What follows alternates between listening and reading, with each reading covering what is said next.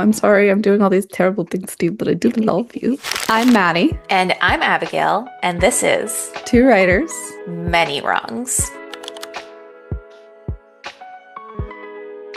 Two writers, many characters. Today we're doing another in our Back to Basics series where we're talking about character development and really just how we approach writing characters, which I'm pretty excited about because most of my writing is character forward and less plot driven.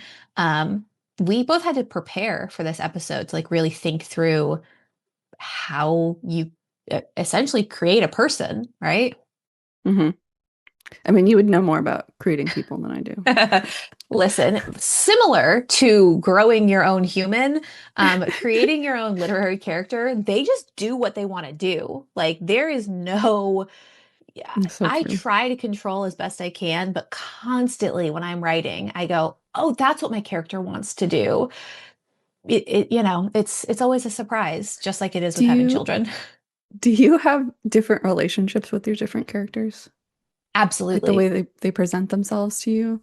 Yeah, absolutely. My main characters in my first book, because that book is so personal to me, I'm very protective of them. hmm And especially the female lead character is such a combination of so many women in my life that I love.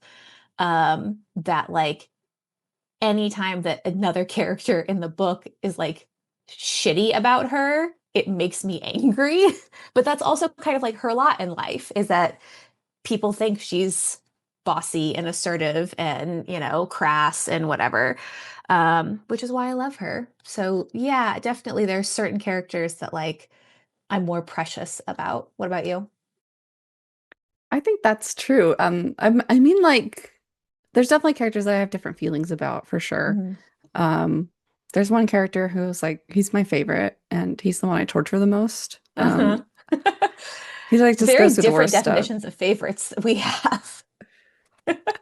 He's like the one who goes through all like the worst things, and Hmm. but he always comes out being a sweetie pie, even though he's going through really hard things all the time.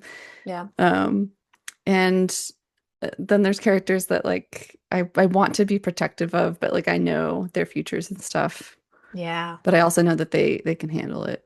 And I have to remind Hmm. myself that like they're the kind of person that can handle it. Because like, I originally started with like when the character who's the 8-year-old, no, she's 12, sorry, Hmm. 12 in my current book. I started in a book when she was 23. And so I know like Hmm. her future. And so it's hard, like she's just a baby now, and I know like the things she's gonna go Yeah. through. But it's also like she's really tough. She's a tough kid. So there's that. But I also mean like specifically, is there a way like do you write characters differently depending on the character? Like Um, process for them. yeah, I think so. I have in my second book, I have probably like eight voices or eight characters that are all switching narration for it. hmm In the way that I approach my youngest character, who's 13, is very, very different than the way that I approach the mother character. And I think that it was really fun writing that book because I was able to jump from different perspective to different perspective. hmm Um, I think the challenge in that was making sure each of the voices were distinct. Um, because the mom has such a clear voice and has been through so much, and like I always think about every word she says she has to measure by the characters that are around her because she never knows the consequences of what's going to happen when she speaks.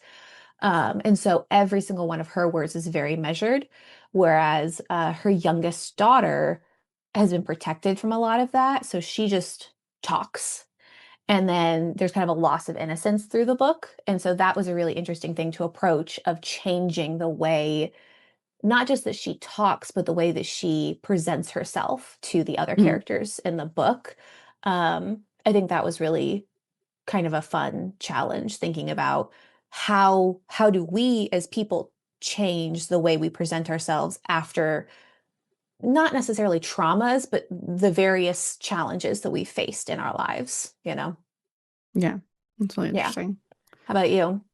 Because I'm thinking about how there's characters like Because I also have multiple perspectives, and I feel like each time I have to go into a different perspective, I have to like kind of get into the head of that character and remind myself Yeah, who there's like they a are reset. because Hmm. yeah.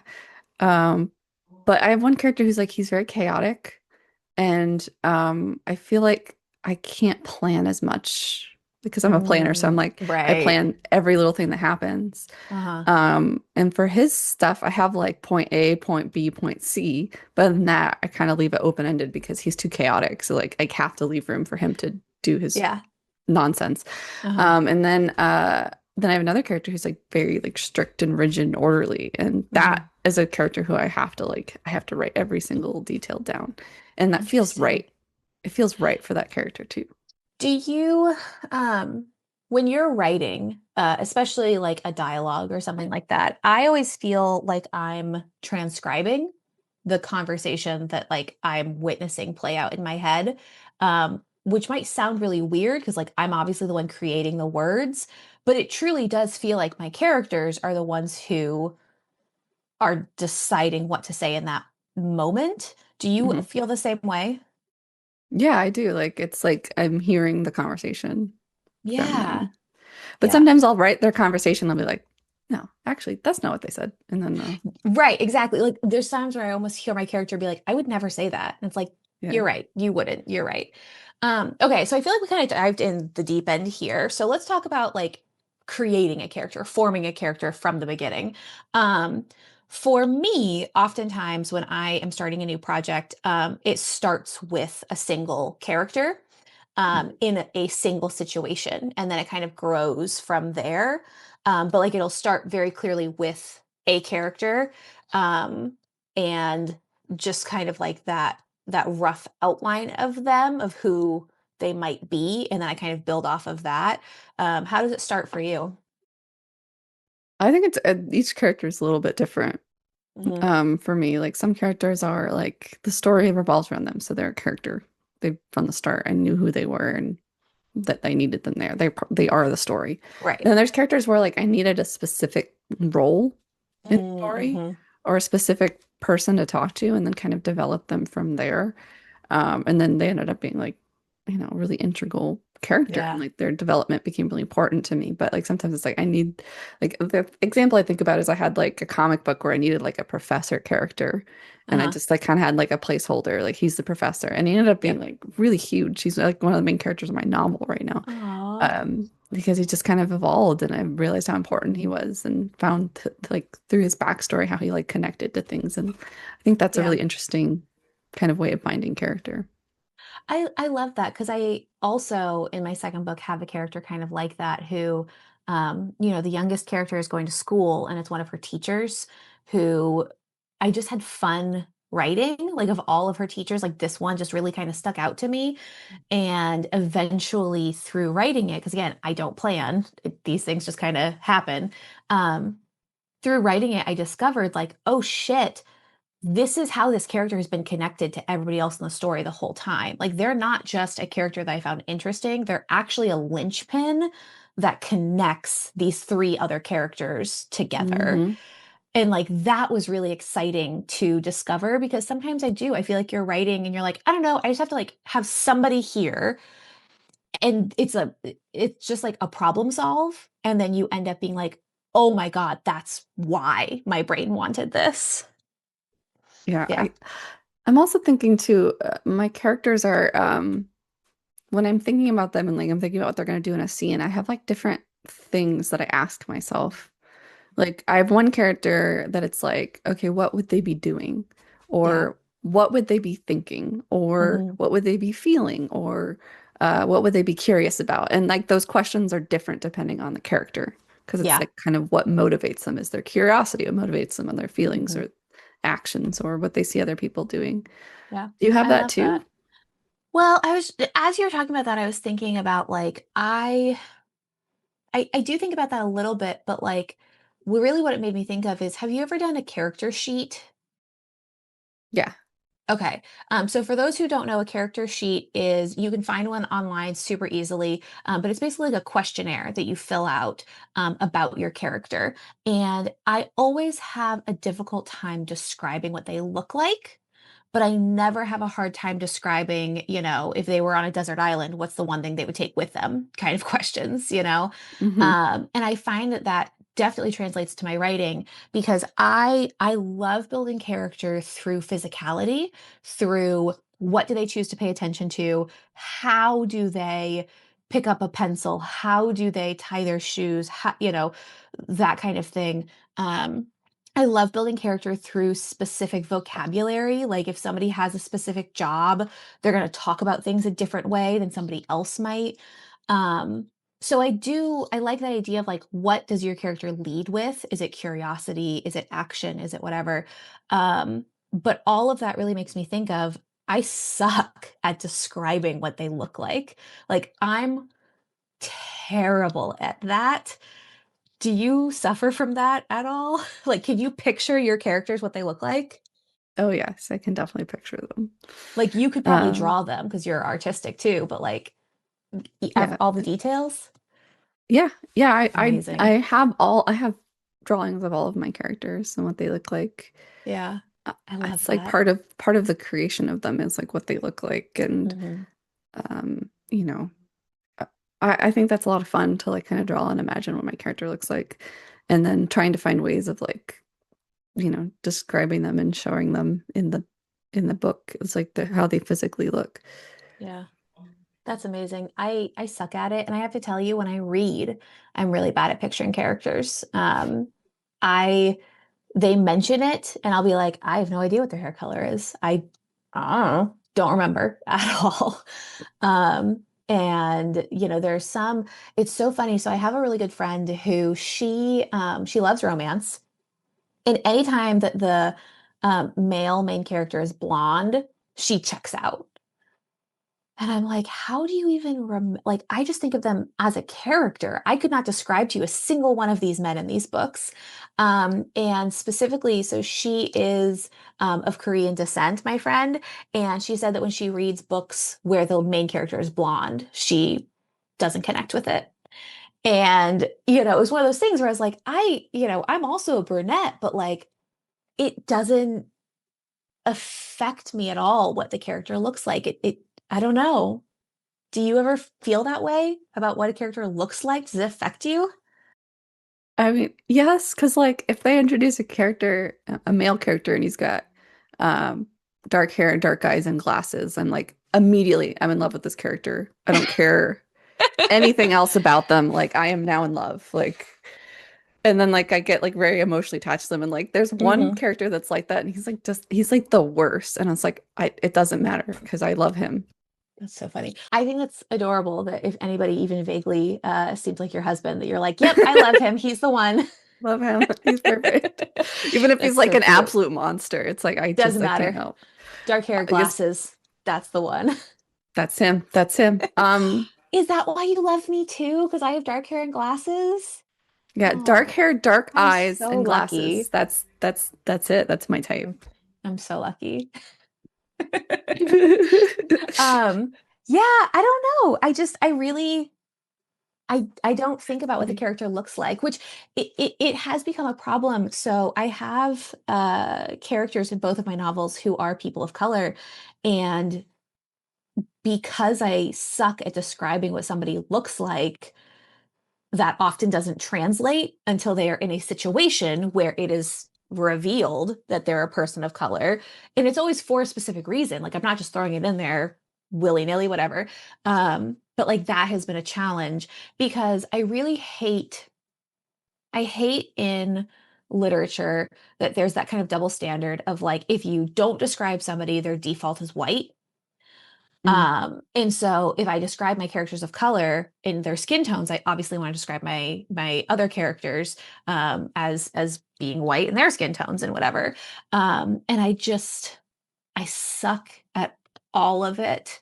And the continuity is really bad. Like I'll mention like, oh, a character has like dark wavy hair, just like their mother. And then, 3 chapters later, I'll be like, their mother's blonde locks. And it's like, wait a sec, hold on. That's Well, not then you can always wait. Then you could be like, she's a box blonde. She dyes her hair. right. She's Yeah, naturally a brunette. exactly. Exactly. Yeah, something like that. Um, But yeah, I always find when I approach character, I very much sink into the nitty-gritty of who they are, of what past things have contributed to the way they interact with the world, because I think that always reveals a lot about us. I always look at what their job is because I think that reveals a lot about a person. I always look at like their attachment style. Like I know that that might sound weird, but I think that that's a really big deal with how we interact with the world is our attachment styles. Are there any other like niche things that you think about when building a character? Every single one of my characters has a birthday. I love Every that. single one has a birthday, so I know their sign. Okay, weird question. Your Ah, books take place in space. uh-huh. No, they have like birthdays Earth like here. birthdays. Okay, okay. Gotcha. I love that you know Right. their sign. Do you do like a whole chart, like what time they were born and everything? So like you have their I rising don't and go their that moon? far. Okay, I don't go that far, but it is okay. like, oh, this person is an April Taurus versus a May Taurus because they're different things, That's like that so kind of thing. cute. I But it's love like that. I have in my story, I have this idea that like even though their dates and stuff are different, there is Hmm. like a 1-to-1 ratio. Like Yeah, they may have been born in July on right, Earth, but right. it's called something different on Yeah, their yeah, planet, yeah. but Yeah. it's still Okay. July 12th that they were born. Okay. I mean, that was my genuine question was like, did you create your whole own zodiac for this thing? That would be Yeah. cool. No, That would be don't give me something like that crazy. because Oh I my gosh, that would. would be wild. Well, I've gotten really into, I've watched a lot of TikToks recently about the Lunar New Year. Fun. Because my first daughter is the year of the dragon, and my second daughter is going to be the year of the horse. And both are very aggressive symbols. And then my Oh boy. first daughter is a Pisces, and my second daughter is a Gemini. So they just have a lot of fucking emotions. And like with me being a Libra, I'm like, okay, I get it, but we need to like take it down a notch. Right, exactly. I cannot Balance. be at an Let's emotional high balance. all the time. Striking um, balance. so I love that you know their zodiac sign. I want to do that for my characters. I think that would be really fun. Now, my question is, you come up with the characters and then do you think what sign do they fit into and then give them their birthday? Or do you assign a random birthday and then give them those Oh no, no, no. traits? No, I'm like, no, he's definitely Okay. a Cancer. Okay. 100%. I know he's a Cancer. He's a July Cancer specifically. Yeah, I like to look into that stuff because it's not necessarily like I don't necessarily believe in it, but it is like a Hmm. really interesting, like has a Yeah. profile of like strengths and weaknesses. And I Hmm. think that's something really cool to read off of and kind of like think about this character and Yeah. Do you kind of ever help you like use in those it? moments, like those That's what I was just gaps. gonna ask. Yeah, yeah, yeah. If you ever use it as like a guiding point. Yeah, like if I'm like, I don't know how they would react in the situation, then I can go back and be like, this is like this sign is this type of Hmm. characteristic that I wouldn't have thought of, but they go Hmm. together at least in this Yeah. Yeah. I love definition that. of whatever. Yeah. Right. One of the things I like to do, just because, the dream of mine is to have one of my books turned into a movie. I always like thinking about what the characters, like what actor would play that character. But like you don't know Um, what your characters look like? well, but that's how I try to picture it. Like I literally will like put somebody in that role. So like in my second book, one of the characters, I'm like, oh, he's Jordan Fisher. Like that's who he is. That's what he looks like. And then I'll think like when I describe him, I'll be like, okay, what does Jordan Fisher look like? And basically work off of that. Yeah. And like in my first book, the main female character, like if Jennifer Lawrence played this character, I would die. Like that would be like that is the blueprint is Jennifer Lawrence. Um, and it's just funny because like Adam Driver is the other character in that book. And to think of like the energy between those two playing siblings and like the butting heads of those two, like I do sometimes use that as a guiding post as well of like if I were watching this with these actors, how do I think it would be played? Hmm. Which again sounds really silly because it's like I'm the one writing it, but I'm also watching it play out, it's very confusing writing. Well, I mean, because I do feel like, at least for me, there's like you're imagining it, like you're Yeah. seeing the story in your head and kind of like writing down what you're seeing Yeah. Yeah. and That's hearing. very true. Yeah, no, I believe that. I agree with that. It's But sometimes I feel like I'm also, sometimes I feel like I'm the character and like I'm like yeah. seeing it through their eyes. And Mhm. sometimes it's like a movie where I'm watching two characters interact. Mhm. Yeah. Do you have a But character that is closest to like who you are? I don't think so. Okay. I don't think so. I feel like all of my characters, I feel like if you took all of Mhm. my characters in my book and put them together, you would Mhm. it would all there's little pieces of them that you could put together to make me, but it's like I've Yeah. fractured myself and put myself in a bunch of different characters. That's exactly what I was gonna say is there are characters that I put in who I want to be, like like the things I wish I could say, and then there are the characters that act the way that I would in a situation. And then there are some characters that are like that healing the inner child, which is where I get into trouble because I know I need to be mean to my characters in order for them to grow, and I just I'm not good at Yeah. I'm too good at it. I'm like, am I being too mean? Am I being too mean? This it. is really mean. Should I be less mean? Nah. I mean, but I think that that's also one of the hard parts is, you create this character, create this, I mean, life for lack of a better term. You have I mean, I know my characters' childhoods. I know how they grew up. I know how their parents, like, I know all of the things that made them who they are today. And you care about them and you hate that they've already been through any kind of pain. But in Hmm. order to have a story, they have to go through pain. I mean, my mom used to always joke about, all the stories that we tell are always like the bad stories because, oh, my mom was wonderful and loved me so much isn't a good story. My mom forgot me at school and the school secretary had to drive me home and I broke a window to get into the house. That's a good fucking story. That's a really good Um, story. it's also true. My mom made the school secretary, cookies after. Um, to be Yeah, fair mom. she was in the process of directing a play for my brother. So it's not like she was just, like, fucking around. She was being a great mom to my brother. She just forgot me. Oh, It's okay. It's the youngest child, you know? Um it's part of it. But again, like that's a good story.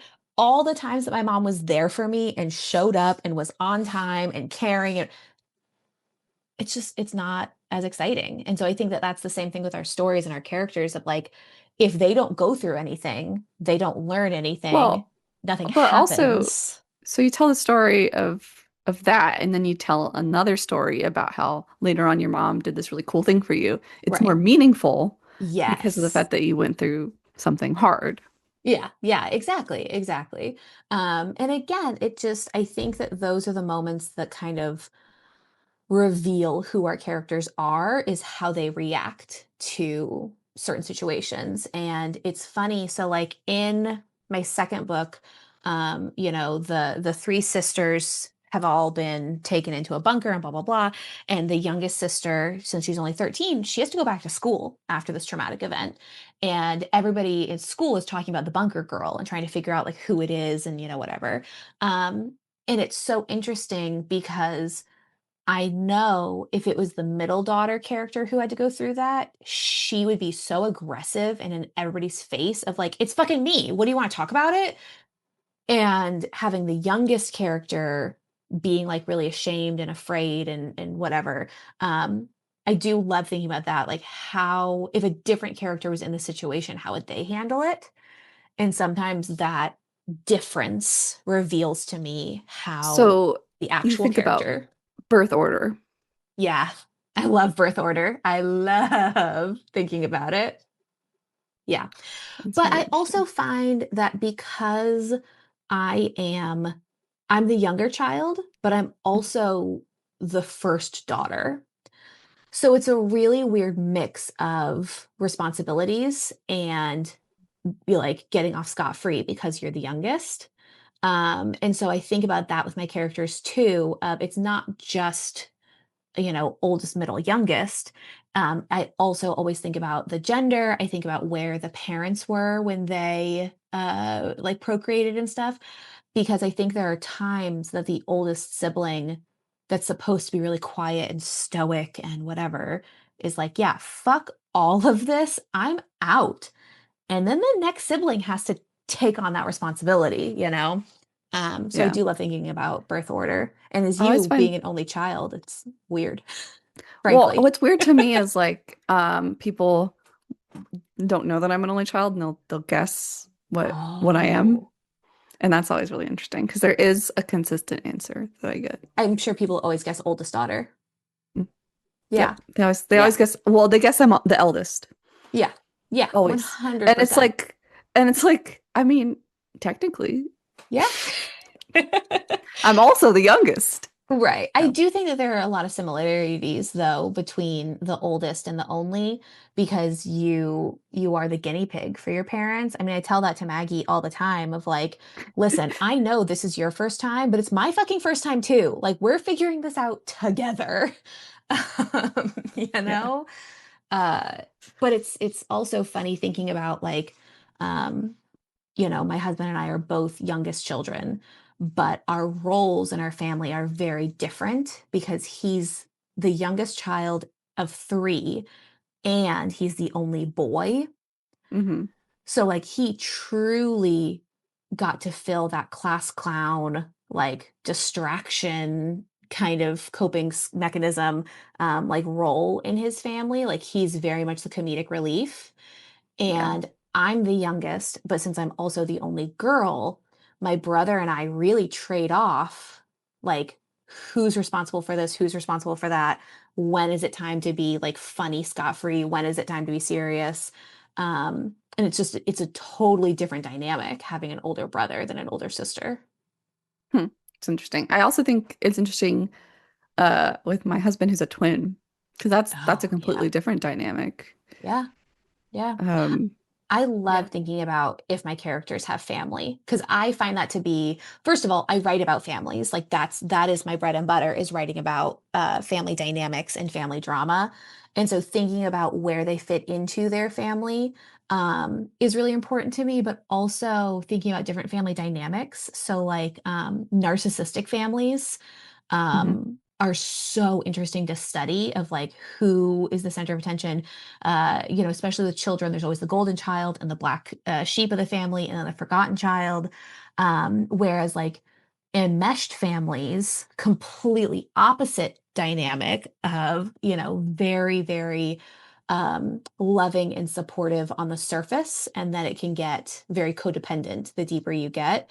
So I do love studying the different family dynamics and thinking about where my characters came from. All right. So, how to write character? Like what are the elements that make a character? Like when you're writing, how do you present character on a screen? hmm That's a Um great question. on screen. I'm thinking screen because I'm thinking of typing, but I do mean like on the No, page. I know. Yeah, yeah.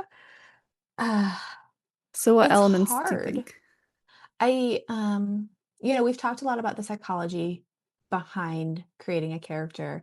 There's obviously like the physical aspects of trying to relate um, what's most important, what's notable, what makes a character stand out.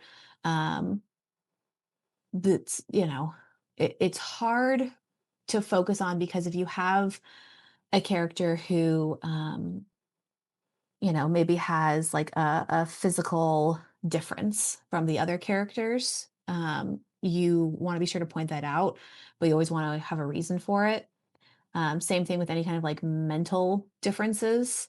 I'm thinking like one of my characters has a limp Mm. and trying to incorporate that in like a honest and respectful way, is always hard. Um, I don't know what other, it's hard breaking it down into elements because I always want them to feel like a whole person. So Sure. breaking it down is difficult. So, what you were just saying reminded me of there's a game called Persona 5. Mhm. And there's a character who broke their leg. Mhm. And in his model, when he walks, you can see that he just ever so slightly favors his right leg. And when Mhm. he and the sound effect when he walks, you can hear like a limp. And it's very So subtle and you wouldn't interesting. notice it if you weren't Mhm. listening to it, but like that is very meaningful to Josh as somebody who broke his leg and he still walks with a Yeah. limp. And he's like, Mhm. because it's you can see it and you can notice it, but it's not Mhm. like they don't like over exaggerate it. It's Right. something that affects the way he walks, but he still seems like if you weren't paying attention for it, it seems like he walks perfectly normally. I Well, and think I that's a think really cool thing. I think that's the challenge when it comes to writing versus a visual media is, I had a mentor in grad school talk about accents because I had a character that had like a thick Southern accent. And, trying to portray that without it becoming like grating to the reader.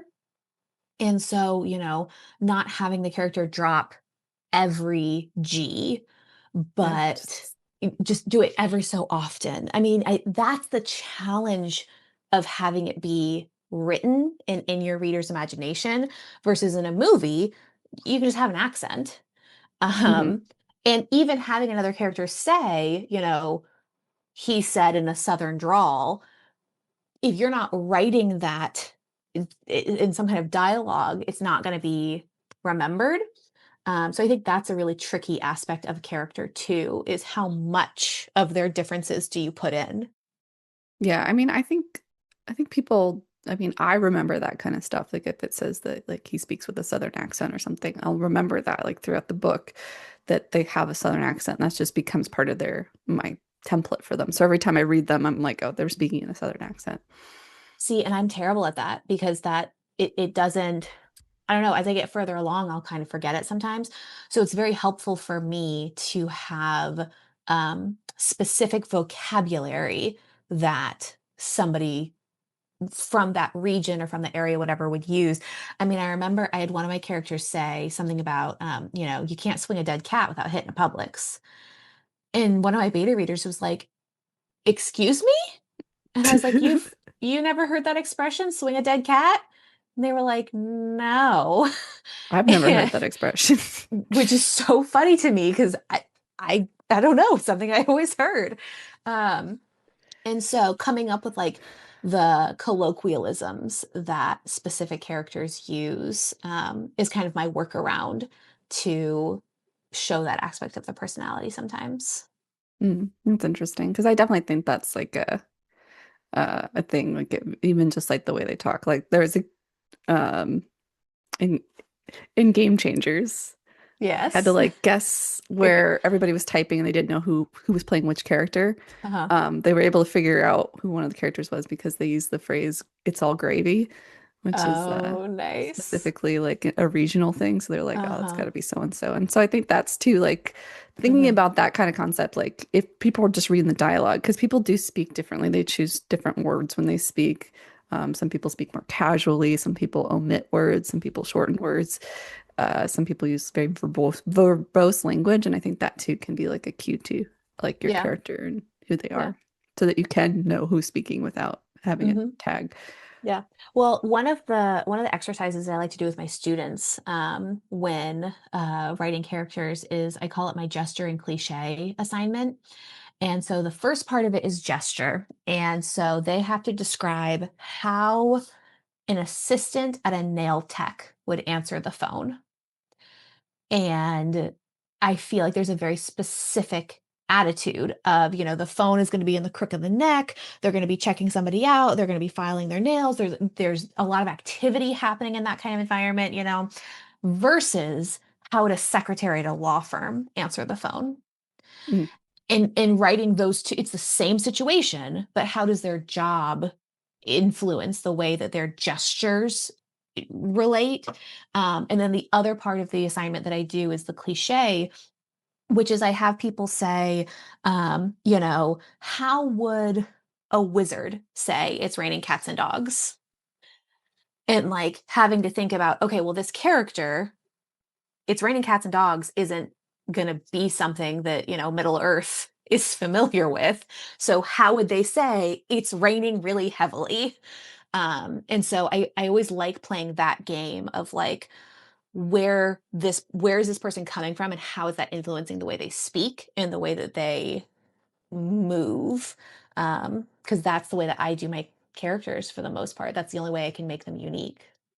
Yeah, I think that's really interesting. I also kind of like the concept of thinking about like the way law firm versus nail tech, Mhm. because you could take it a different way entirely. Because you could Yeah. be like, because of their personality, even Mhm. though they're working in a nail tech, they answer it like the way somebody in a law firm would. And that kind of that sets that Mhm. character up to be really interesting. Like, oh, they're not like Yes. you would expect them to be. Why are they here?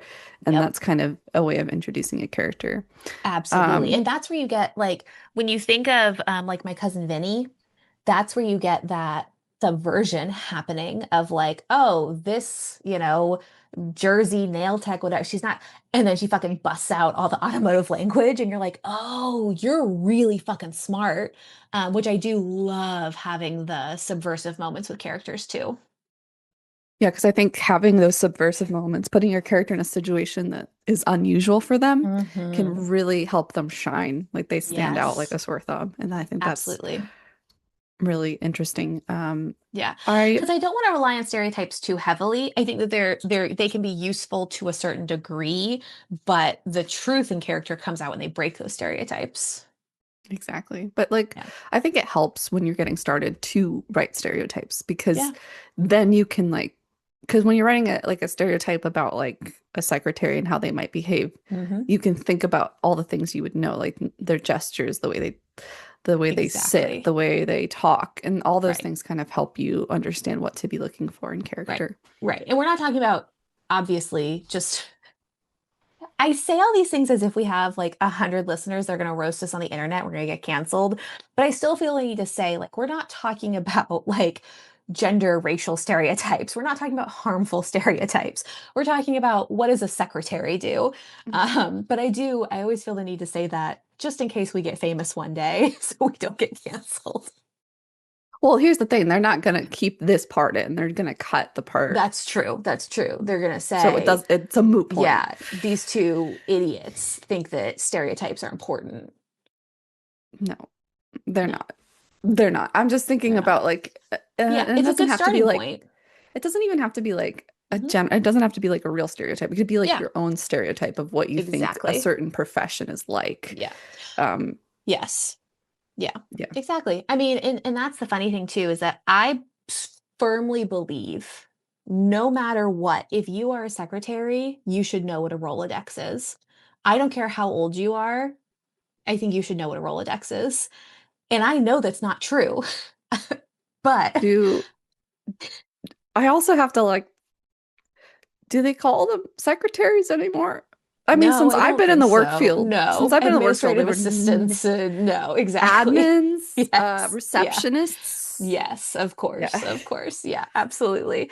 I But wasn't gonna again, that call you type out of on it. vocabulary, it shows, where we're coming from and where our characters are coming from. So yeah, I appreciate that. It's true. Yeah. Okay. So character on the page, Hmm. things that you can use to show character is Yep. like what they look like, what they're wearing, how they do Yep. their hair. Absolutely. Um, then we have dialogue. Obviously, we Yep. talked about that. Hmm. Um, Action, the kind of things that they do in the story, like Yes. what they do, Gesture. Hmm. gesture. Yep. I think what's really interesting is not just like what the character does or says, but what they don't do or don't say. Yeah. And I Hmm. think those like moments of like the Hmm. the moment of like they know, like the classic miscommunication, and they could just tell this Yes. person that something happened, but instead they walk away and let the Hmm. moment end. And that says Hmm. a lot about that character Yes. And and providing creates obviously reason. tension. Yeah, for all of that too. I also think that reaction is a really big one is not just how they enter a scene, but how they react to everything going on from other characters too. Is going to say a lot about them. Yeah. I think too, another thing that's interesting is how they interact with different characters. So like Hmm. they act this way with one character, and with this Yeah. character, it brings out a different side of them. Because Hmm. something I've always that's really interesting is I think about like myself when I was younger and the Yeah. people that I knew then that I don't know now, I would be Hmm. unrecognizable to them. Yeah. The the Maddie that they imagine is very Hmm. different than the Maddie that I am Hmm. now. Well, and even things like I am known as being very straightforward and confrontational within my friend group, but in my family, I am the least confrontational person there. And so it's really funny because I have such a skewed perspective of who I am that when I'm being controversial with, my friends or something, I don't view it that way because I grew up in such a different environment. Um, and so I love thinking about that with my characters of like, how are they perceiving themselves amongst this group? Do they view themselves as the peacemaker? Do they view themselves as the leader? Yeah. Like, where do they fall into their different groups? Yeah, definitely that's really interesting because there is like a disconnect between, and that's something I really like to explore in my stories is like the different perspectives of people. Like they see themselves one way, but other people see them as a different way. Exactly. Like it makes me think of when I was working as a technical writer and I was like first getting started and I was like as a team lead and I was very like I probably told the story before, like I was so scared. I didn't think I Hmm. could be a team lead that but when I after I turned in my application, I threw up because I was so scared. Oh. I was so much anxiety and like I'd had so much self-doubt and like my abilities and all that stuff. Hmm. And I walked by somebody and I would talk to them all the time and eventually they came on my team. And they told me the first time they saw me, their impression of me was that I was very intimidating because I was like a boss ass bitch. And I was like, what? That's so When cute. when I saw myself as like this mousy little like, oh, I Yeah. don't know what I'm doing. Nobody Hmm. thinks and then she's Yeah. like, nah, I thought you Yeah. were like, damn, this girl knows what she's doing. That's so funny because Michael and I have talked about that before, since we started dating in high school. Um, he first thought of me as being like very like alternative and like kind of hardcore. Um, and I've always viewed myself as a fucking nerd.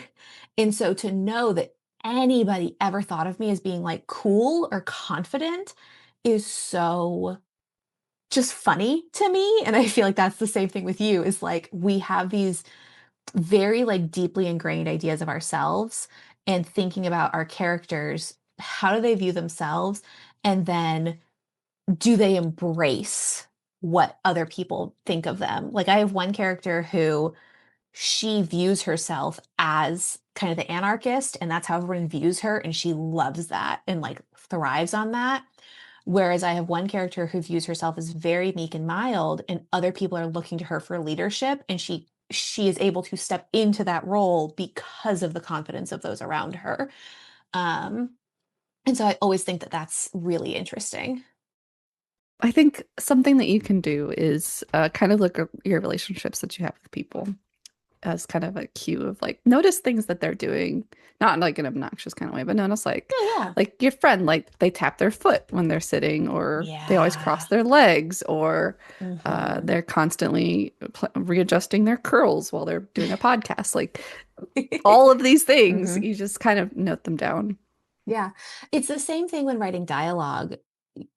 In order to get it as authentic as possible, we kind of have to study the real world. And, while I do love eavesdropping just because, it's also really useful when understanding how people talk to one another and how they interact with one another. And I always encourage my students to eavesdrop when they're practicing writing dialogue. And I think you make a really great point when writing character. Think about the people in your life who might be similar to that character. Think about what they do that projects the attitude you're aiming for. Um, Right. I love thinking about the musical Hadestown is one of my favorite musicals, and it's the story of Orpheus and Eurydice. And in the original London like previews, the guy who played Orpheus played him as very confident and cocky, um, and it it is the opposite of the Orpheus that we know today and like that what came to Broadway and what eventually like stayed in the London cast. And it's so interesting how just that slight difference between having the cocky confident versus the meek and mild completely change the story, change the believability of it, change the likability of it.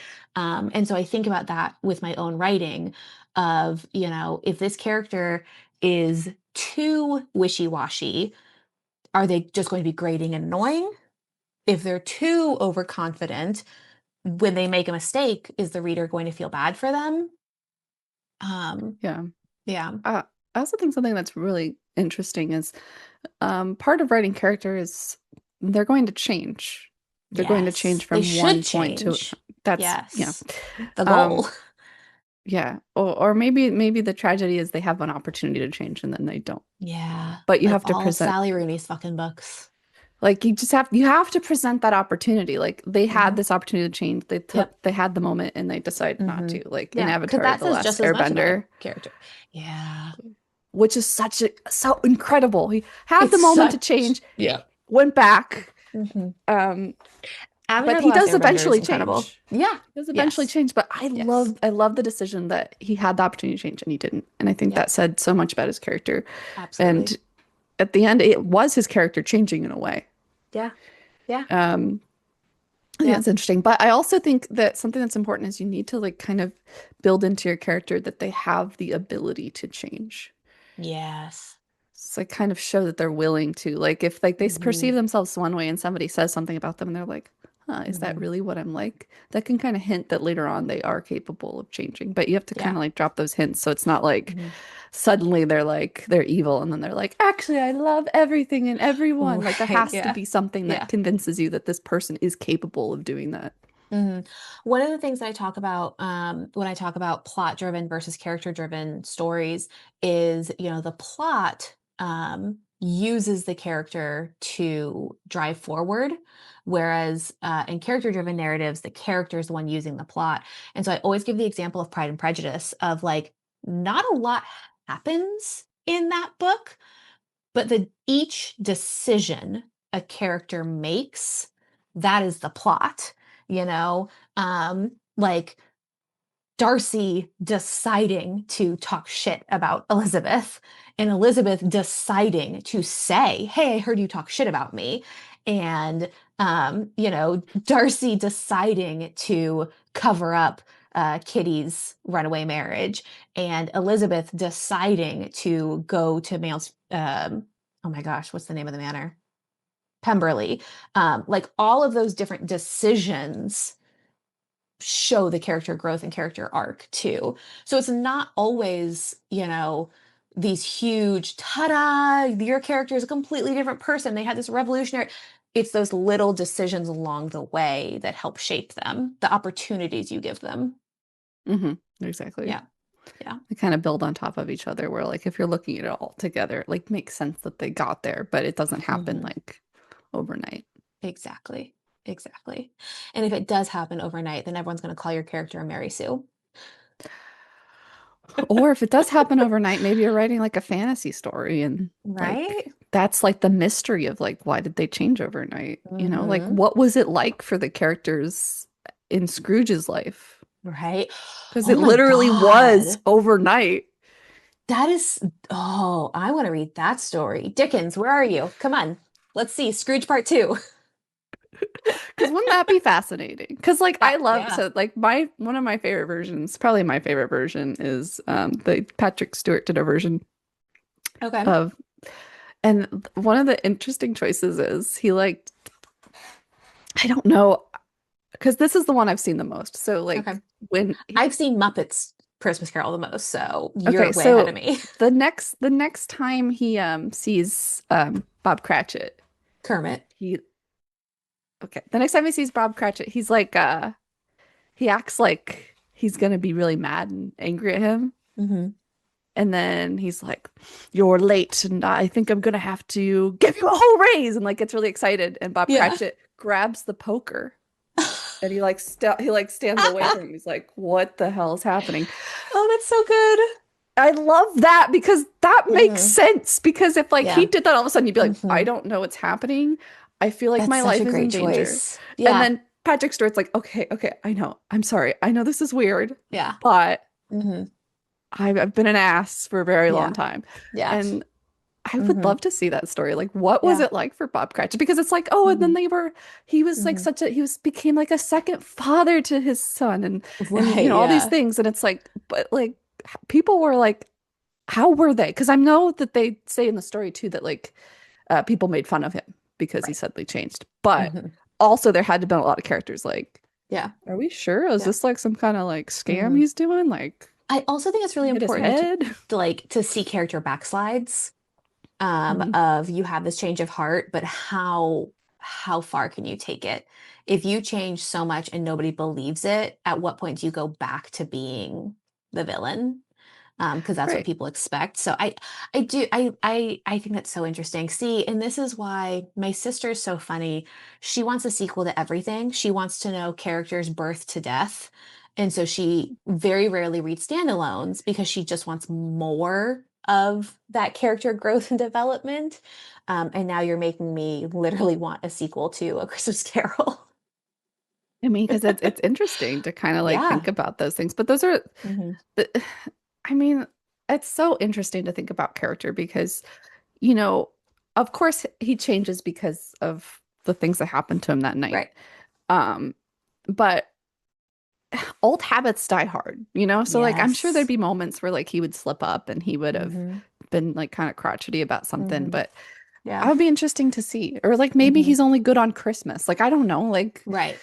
But I love that notion that Bob Cratchit picks up the fire poker to defend himself because I think that speaks a lot about his character too. And I'm thinking about, in my book, um, the mom who takes her daughters into the bunker is like, yeah, I recognize that was wrong. I do it again. I have no regrets about what I did. I would absolutely do it again. And then the daughters have to decide how to react to that. Okay, well, do I see where you're coming from and forgive you? Do I think that you're a fucking sociopath and never talk to you again? Um, so I like that idea of how the characters react to somebody changing or owning their truth or setting a boundary or whatever. Because I yeah, agree, Bob Cratchit, I mean, the fact that he, you know, put up with Scrooge that long, yeah. it says a lot about a But character. yeah, it does. It does say a lot about a character, but it also says a lot about that character's circumstance. Exactly. Exactly. Yep. Yeah.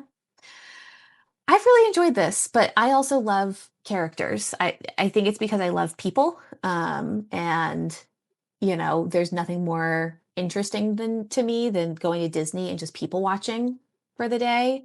And that's kind of how I feel when I read books is I'm getting to people watch Mm. and see these people's lives.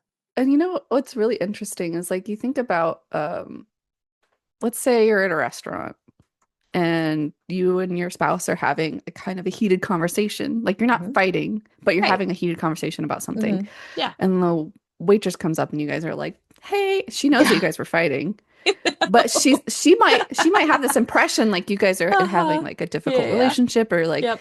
but like that's Mhm. not true. Right, Or like you exactly. meet somebody and like I didn't hold the door for somebody, but it's because I was like I just got really Yes. bad news and I just kind of was out Mhm. of the zone. But then they're like, Yep. this person's an asshole, they're Right. rude. But Yes. like there's people who just like they see like a little moment of you and they make a snap Yes. judgment call because that's how we are, human Of nature. But I think course. that's Yeah. interesting too because you do Mhm. kind of have like just these like windows that you're peeking into this character, so Mhm. you're not seeing the whole picture. Yeah. Yeah. I love that idea of first impressions. If your character walked into a room, what would your first impression of them be? How would they introduce And themselves? I think that's a and would it be great right? question to ask. Yeah, yeah. That's a great, great question to ask when writing a character is, you know, how would they present themselves? What would their first impression be? Yeah. Yeah. Yeah. Or like I like thinking about what would their first impression be, but versus what would they want their first impression to be. Yeah, that's a great question too. I really think I- I've only done it once, but I think it was very worthwhile to do a character sheet. My problem was because I'm a pantser, I have to write first to kind of discover who Hmm. they are. And then once I finished a draft of my novel, I went and did a character sheet for my two main characters. And then when I went through edits, I had a clearer direction of like how do I define them? Because my rough draft is such a sketch. And then Mhm. the editing process is where I really refine the way they speak, the way they act, all of those things. I think definitely doing like some sort of character mapping, Hmm. when you start doing your revision process, I think that's super helpful because you can Yeah. look for consistency in that character. Yes. Like Hmm. they like if you have like the set like this is how they always talk. I have little Yes. notes about like because they're from different perspectives. Hmm. My novels in different Yep. perspectives, and my characters have like titles, and it's like this character is very prim and proper. Whenever she thinks about this character, she's going to use their title, I whereas love this that. character is always going to use first names, Hmm. like always. So never like refer to this Hmm. person with a Yep. title because they just Yep. wouldn't. This Yep. character will always refer to this character Hmm. as dad. She would never call him Right. like Yeah. the prince because it's her dad. She wouldn't Right. say. The hard part for me is I have one character who in the beginning of the book she says mama and daddy. Mhm. And then as she gets older, she switches to mom and dad.